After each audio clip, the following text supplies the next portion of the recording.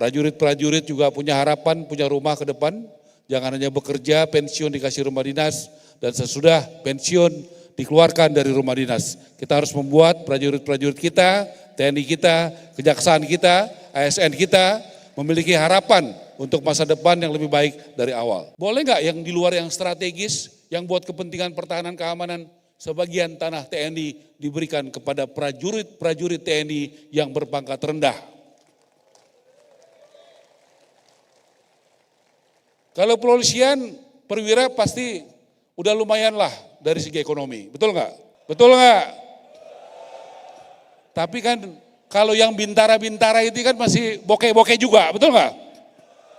Ini kalau tanah-tanah dari kepolisian yang baru pendidikan tamtama itu selesai, masih nasihat 30 tahun, asal Kapolri dan jajarannya mau jadi barang ini, semua polisi yang pangkatnya rendah punya rumah segera.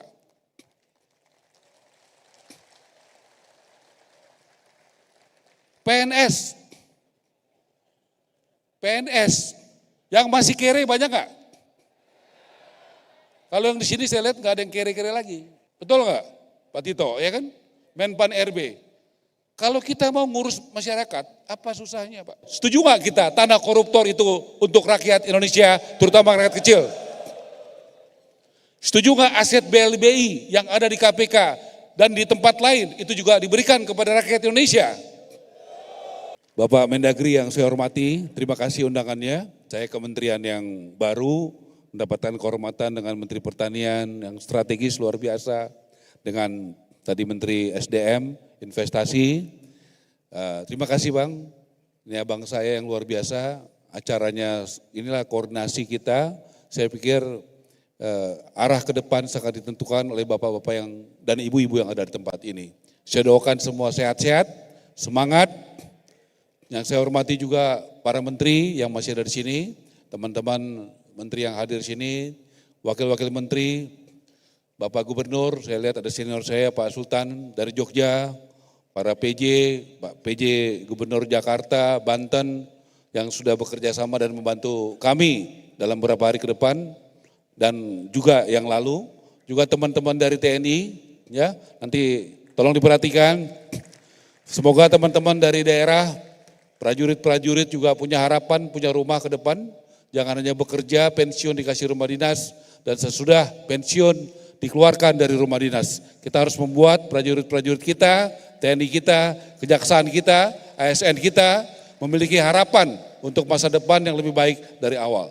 Izin Pak Tito, saya mulai dengan gotong royong membangun rumah untuk rakyat.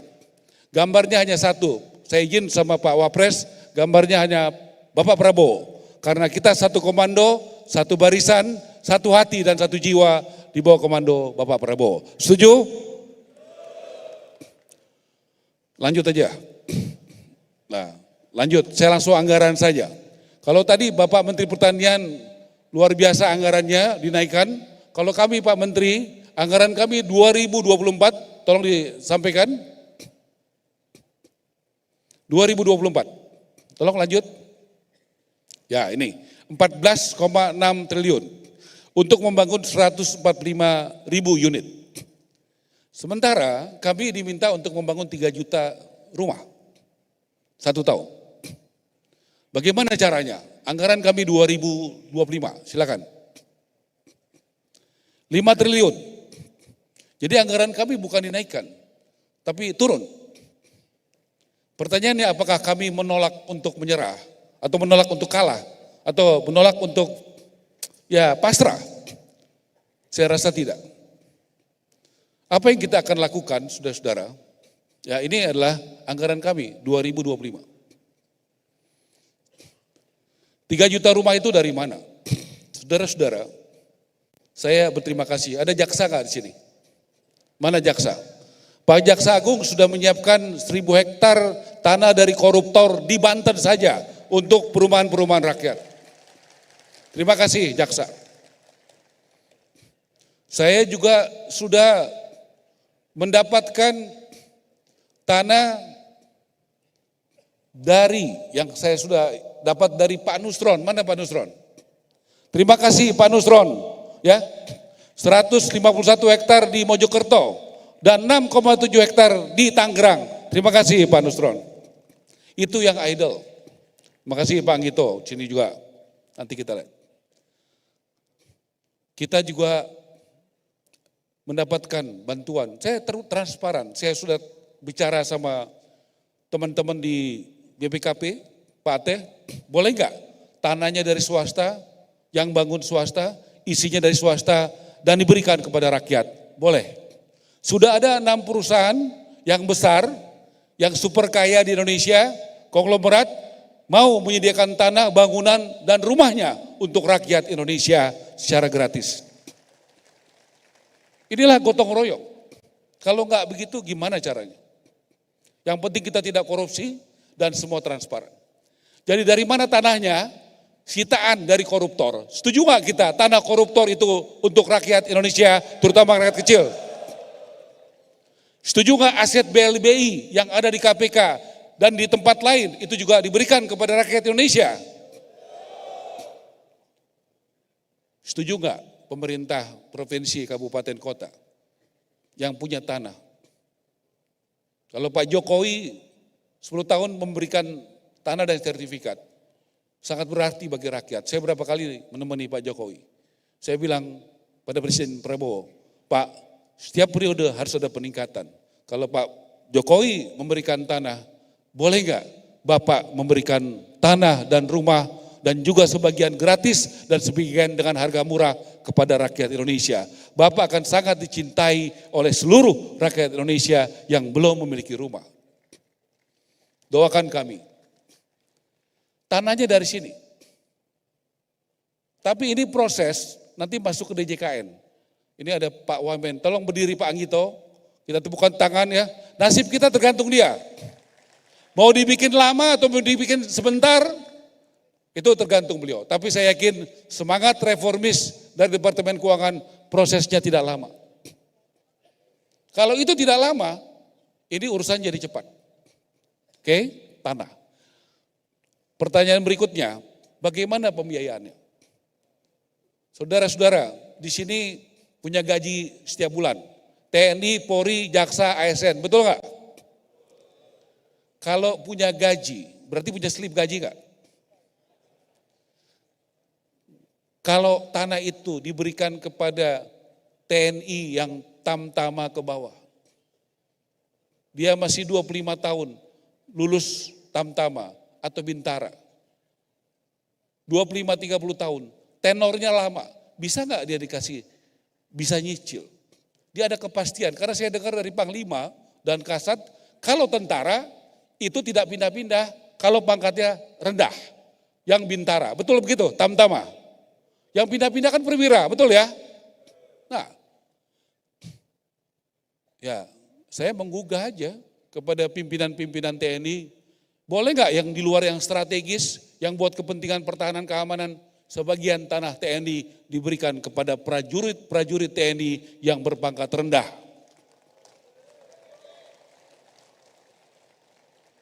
Dengan begitu, dia sudah punya jaminan tanah dan dia sudah bisa punya jaminan dari slip gaji dia. Kepolisian. Kalau kepolisian perwira pasti udah lumayan lah dari segi ekonomi, betul nggak? Betul nggak? Tapi kan kalau yang bintara-bintara itu kan masih bokeh-bokeh juga, betul nggak? Ini kalau tanah-tanah dari kepolisian yang baru pendidikan tamtama itu selesai, masih 30 tahun, potong gaji. Asal Kapolri dan jajarannya mau jadi barang ini, semua polisi yang pangkatnya rendah punya rumah segera.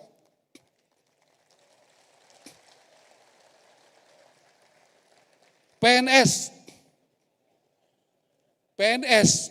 yang masih kere banyak nggak? Kalau yang di sini saya lihat nggak ada yang kere-kere lagi. Betul nggak Pak Tito, ya kan? Menpan RB. Kalau kita mau ngurus masyarakat, apa susahnya Pak? Ada slip gaji,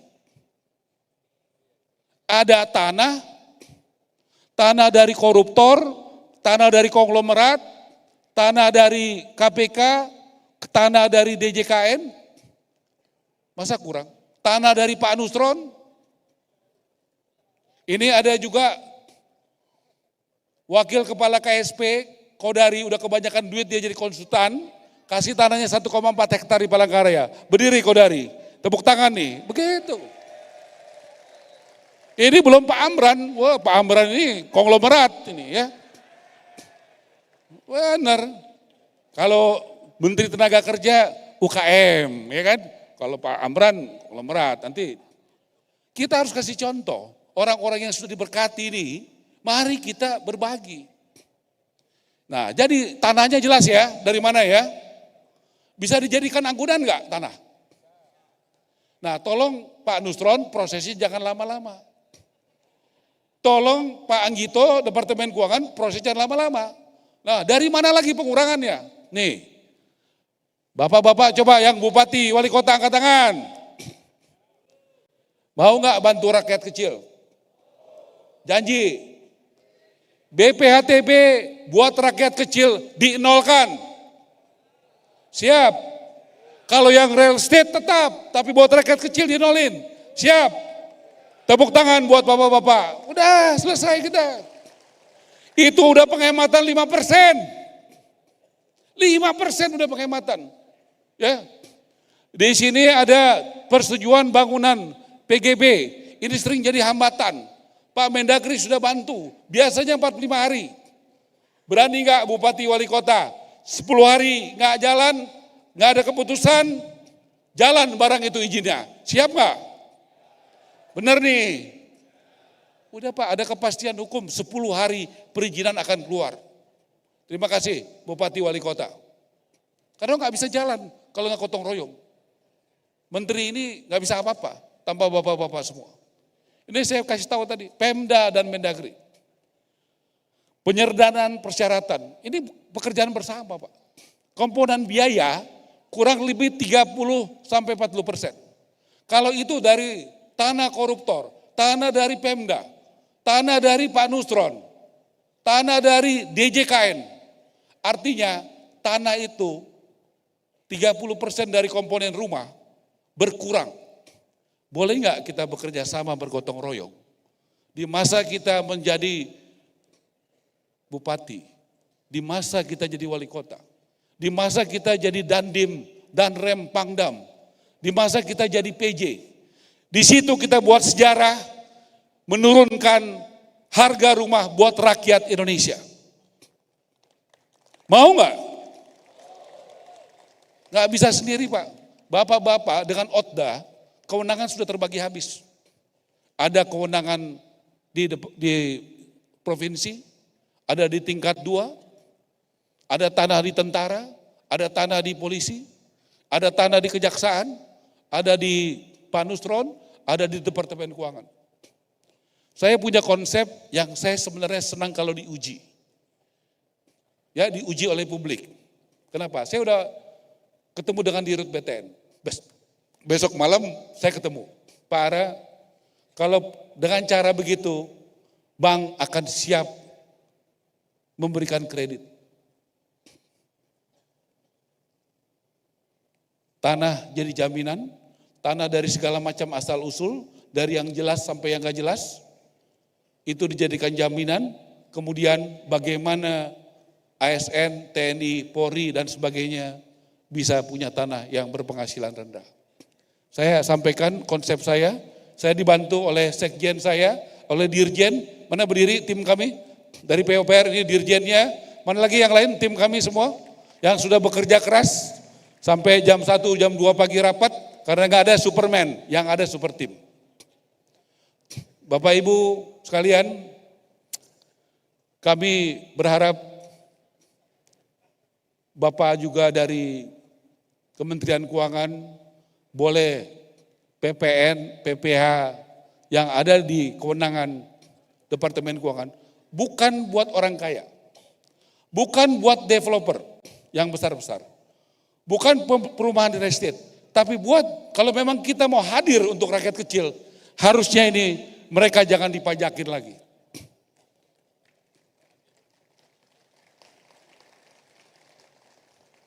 Dan yang terakhir efisiensi. Saya lama di corporate. Di corporate itu ada pembelanjaan tunggal. Ya, misalnya kita beli semen. Kalau kita beli semen untuk 2 juta, 3 juta rumah, kita deal dengan pabrik semen. Harganya bisa kortingnya banyak nggak? Harga ubin, harga cat, harga kayu, bisa banyak nggak diskonnya? Kalau negara melakukan itu, bukan kepentingan perusahaan, tapi untuk kepentingan rakyat, salah nggak negara? Efisiensinya bisa besar nggak? Kita lakukan itu. Jadi saudara-saudara, tanahnya kita usahakan gratis atau murah, kita lakukan efisiensi besar-besaran, bukan hanya tidak korupsi, tetapi juga efisiensi. Saya ingin negara ini tidak hanya tidak korupsi, tapi saya mau melompat, kalau boleh negara juga efisien pengeluarannya. Dan semua bentuk pajak-pajak yang memberatkan bagi rakyat kecil dihilangkan. Dengan apa yang saya paparkan, dengan doa dan super tim dari semua pihak, yakin nggak kita bisa membuat rumah murah dan banyak buat rakyat Indonesia? Saya tahu mungkin banyak yang nggak yakin, nggak apa-apa, tapi inilah konsep kami dan kami sudah mulai bekerja. Ini Pak PJ Jakarta, tolong berdiri Pak. Ini punya hati yang menurunkan dari 3,5 juta menjadi sekitar 1,1 sampai 2 juta buat rakyat kecil rumah susun di Jakarta. Luar biasa. Di Tangerang, silakan Pak PJ Tangerang, ini sudah menyiapkan, sudah mulai membangun tahun depan 250 rumah gratis untuk rakyat. Terima kasih Pak. Ya. Baik. Jadi sekali lagi kami ucapkan Pak Mendagri dan teman-teman, terima kasih dukungan semua pihak. Saya mungkin harus sampaikan, tanpa dukungan semua kita nggak bisa berjalan. Semoga Indonesia makin baik dan makin adil ke depan di bawah pemerintahan Pak Prabowo. Oh iya, satu lagi abang saya, ini Menteri Sosial, tolong berdiri.